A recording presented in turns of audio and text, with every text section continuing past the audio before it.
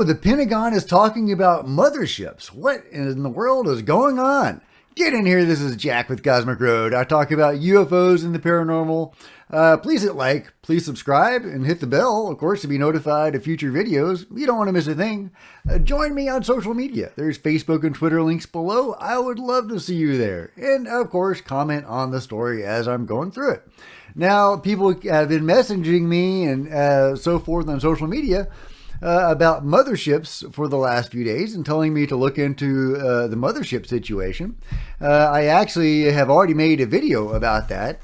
So see my video that I made a few days ago about Sean Kirkpatrick and Avi Loeb, where I talked about the paper that they had put out. And basically, I was not happy with that paper at all. It tried to apply, its point was that we need to use our conventional understanding of physics and apply that toward UFOs and U.A.P. when clearly a lot of these ships and these incidents, they're very anomalous. They are not according to our understanding of physics. So I was very annoyed with that. It seemed like they were downplaying the phenomenon and trying to make it mundane. And also it seemed like Sean Kirkpatrick was using Avi Loeb in the veneer of mainstream science to suppress information about UFOs and our understanding of the phenomenon. So I was not happy about the paper at all. I am still not. However, people keep on talking about the mothership and the Pentagon Mothership. This paper was from the Pentagon, and it mentions mothership, how there could be mothership in our solar system. And of course, I think its point was they could be sending out drones or whatever. But still, it has gotten people talking about alien motherships and how the Pentagon is saying this stuff seriously. So I think some good did come out of that paper in that way.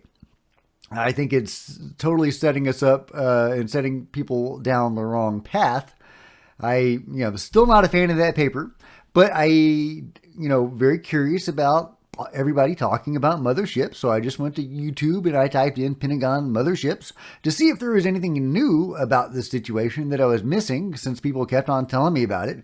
And this video popped up with Jeremy Corbell and Senator Tim Burchett. And so I thought this was a really intriguing interview, especially because of the interplay between Jeremy and Tim. So let's check it out. I'm probably going to interrupt a few times. Top scientists and researchers. The Pentagon notes in their 2022 annual UFO report, in addition to the 144 reports covered during the 17 years of UFO reporting, there have been 247 new reports and another 119 either since discovered or reported, totaling 510 UFO reports as of August 30th, 2022. And we know those numbers are bogus, that they actually put in a bunch of incidents that were explainable and had been explained already, balloons and air clutter, just so that they could mess up the percentage, so that it appeared that there were a majority of explained cases. So those numbers are completely fraudulent. But still, there was an increased number of UFOs reported. So that is something. But yeah, that was from Sean Kirkpatrick, who released that paper with Avi Loeb. Again, he is not an advocate or an ally of disclosure.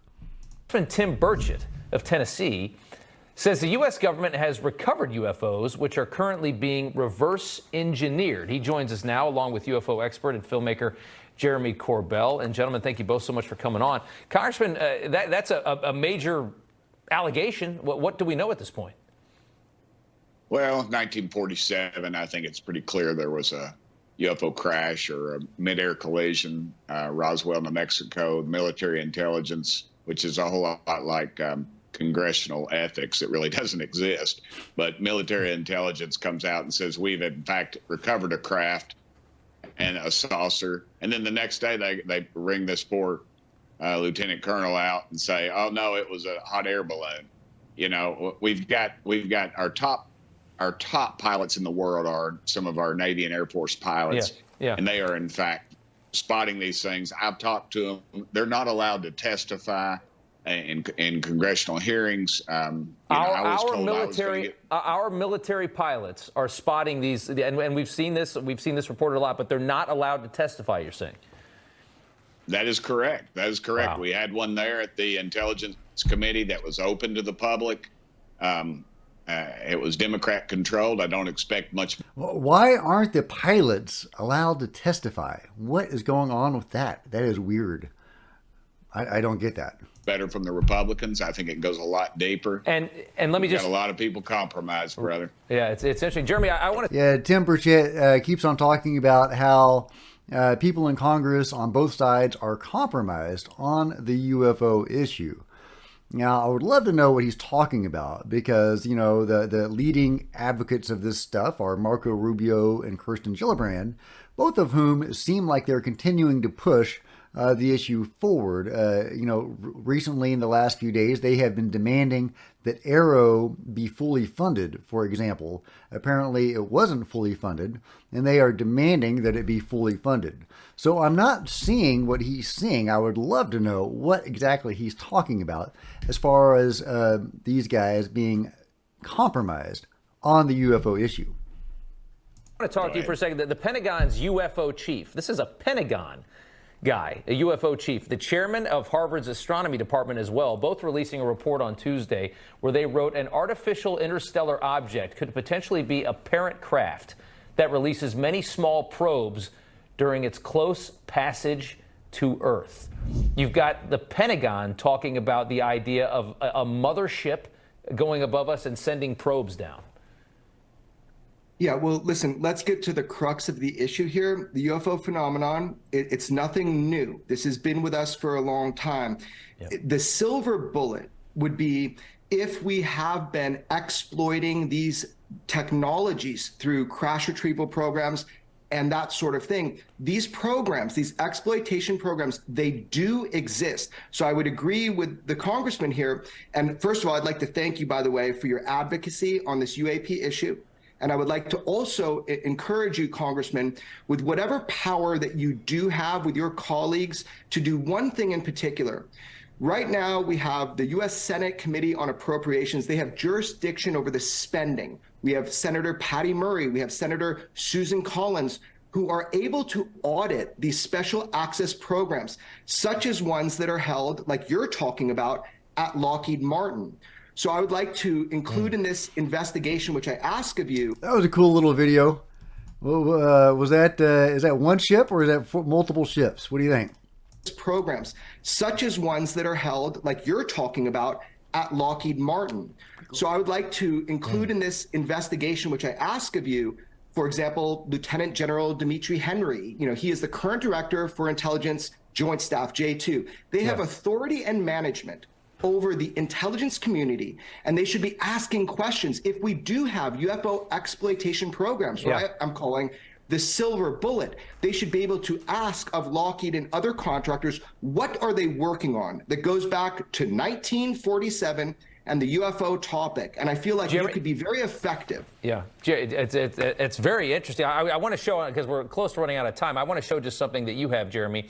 This is exclusively obtained photos that you have of images over Baghdad, Iraq, May of 2022.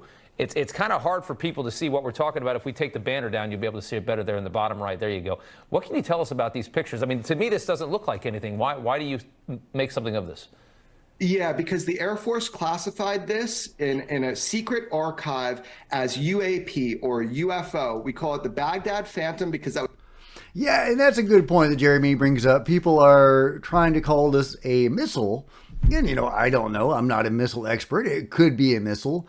But it is very interesting that the government did not think it was a missile. They labeled it as a UFO. This is military footage. They've seen missiles before. They know what missiles look like. They did not think this was a missile. They thought this was a UAP. So that is a very good point that Jeremy brings up. And it seems to, you know, be further evidence to me that this is a truly anomalous object and not a missile. That was part of the file name. This was filmed by the U.S. Air Force. Reaper drone footage. This is the first time the public gets to see what the Air Force classifies as UAP. And I think the congressman would also agree that this transparency to the American public, if it doesn't hurt national security, it's corroding. Yeah. This secrecy is corroding trust with the American public. So thank you for your work, both of you, for reporting on this. Absolutely. And that is what that is. Congressman, real quick, I want to play Matt Gaetz from last night on Greg Kelly's show. Take a listen to this. I have seen evidence of craft that I am not familiar with any of our allies or adversaries or even our country possessing. I've seen that craft taken by air crews who have gotten quite close to it, and we've got a lot more questions about why this information isn't more broadly available to the American people. I mean, it's starting to sound like there's something being covered up. Sure, I was with Matt. I know what he is referring to, and I will tell Jeremy, we've got to have hearings. We're going to have hearings. I talked to Speaker McCarthy. I talked to the chairman of the Oversight Committee. I'm on that Oversight Committee. That's where it's got to happen. We're going to have hearings. We're going to ask them tough questions. I hope that you do. Jeremy. Yeah. Jeremy, get with me, brother. I want you there. All right. Well, gentlemen, thank you both so much. I mean, you got the Pentagon talking about a mothership. It's astounding how much. Yeah, so that was the interplay I was talking about. I really appreciated that. We have Jeremy and Tim Burchett giving each other thumbs ups, and Tim Burchett actually inviting Jeremy to be part of what they are doing. So I love it. I hope he does bring Jeremy in as well as other experts. That would be amazing. You know, I'd love to see, Bob Lazar up there, or, who knows? We'll see where it goes from there. But, these are really exciting times. And even though I am very quick to dismiss the paper put out by Sean Kirkpatrick and Avi Loeb, I can't deny the impact that it's been having. And everybody's talking about the mothership. Although I will point out that when the anchor asks Jeremy Corbell about the mothership, Jeremy Corbell is also very quick to dismiss it. And he doesn't even spend any time talking about the mothership. He just pivots right to his, talking points about, transparency and how we need transparency, and there's these crash retrieval programs, and we need to unearth them and expose them. And he's right on, and we absolutely do. And it sounds like Tim Burchett is on board as well, and I love it. I love the thumbs up they were giving each other. So if you've enjoyed this video, please give this a big thumbs up. That'd be awesome. And please share it on social media. That'd be super cool. Please join me on social media. There's Facebook and Twitter links below. I would love to see you there. Hit the subscribe button and the bell, of course, to be notified of future videos. You don't want to miss a thing. And I'll see you next time. This is Jack with Cosmic Roads signing out.